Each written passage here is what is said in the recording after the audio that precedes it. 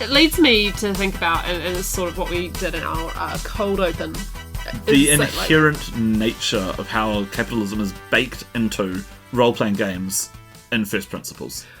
Not all role-playing games, but definitely games like D&D. Dungeons and Dragons. It's the prime example of this. I mean, it goes right back in the history, right back at the beginning, when experience was 1 experience point per point of gold. That was how you got your experience points. And the very structure of Dungeons and Dragons is inherently capitalist. You form a small company.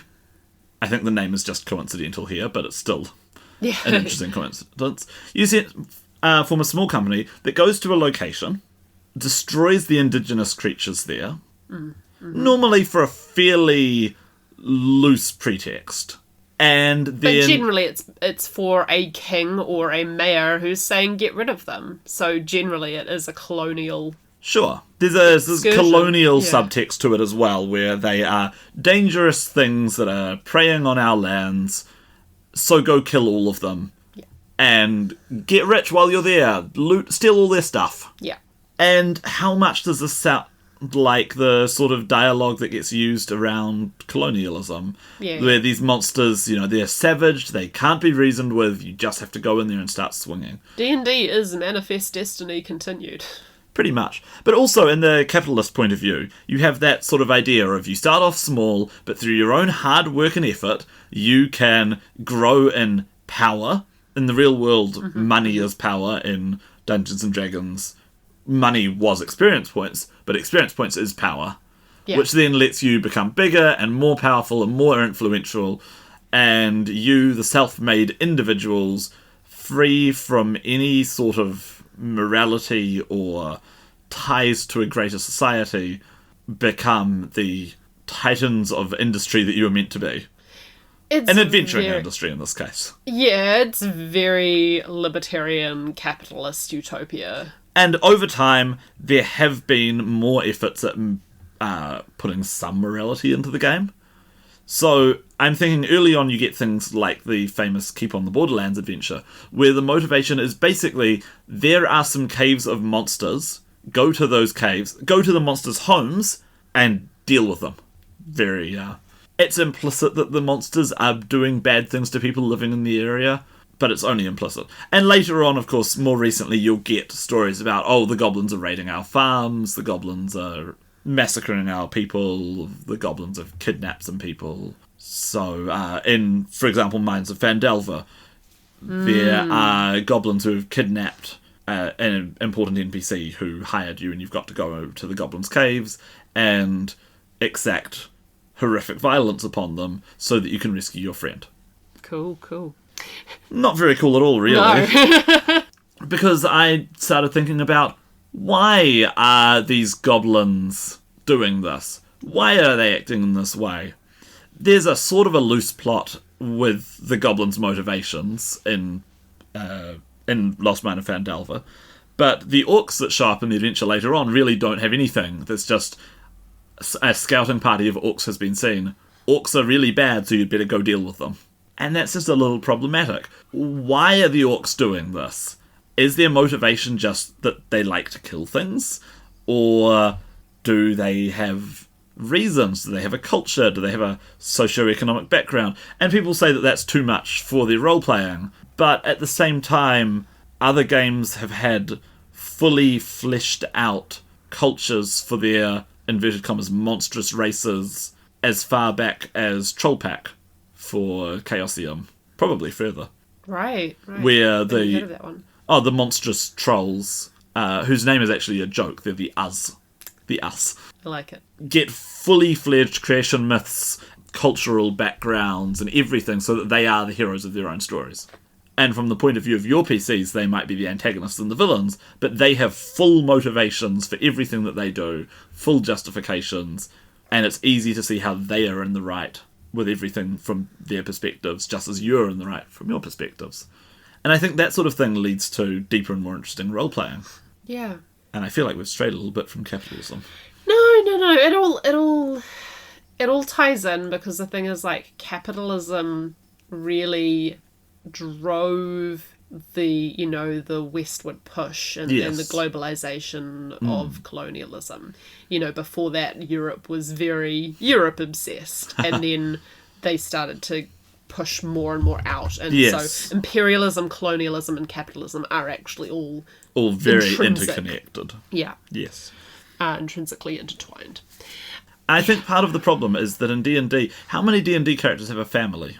We were talking about this before, and we realised that even our own ones, Some of our own ones don't even have them, yeah. or if they do, they're very hand-wavy, sort of like, oh yeah, I totally have a family over there who I do not think about or talk to or connect with. Reynardo sends money back to his family, but we'll never meet the family. No.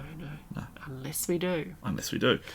So for contrast's sake, because what we're trying to say here is like, it's all about what you're trying to do in your games. So What the mechanics focus yeah. on, What the what you get mechanics are- rewarded for doing. What the mechanics focus on and what you get rewarded for doing creates your experience, creates the experience for your players. So D&D's focus on kill things, get money.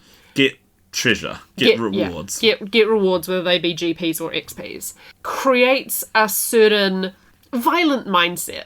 Yes. Now, obviously we're not saying like, video games make kids violent, but no, we're just saying like... But at the same time, a typical D&D character has far more options, which are detailed in far more depth for dealing with the problem violently than they do for dealing with the problem non-violently. Exactly. For example, I've just thought of an option with the goblin caves that I've never heard of anybody doing. Yeah. What if you went to those goblin caves in Lost Mines of Phandelver and tried to ransom your friend back?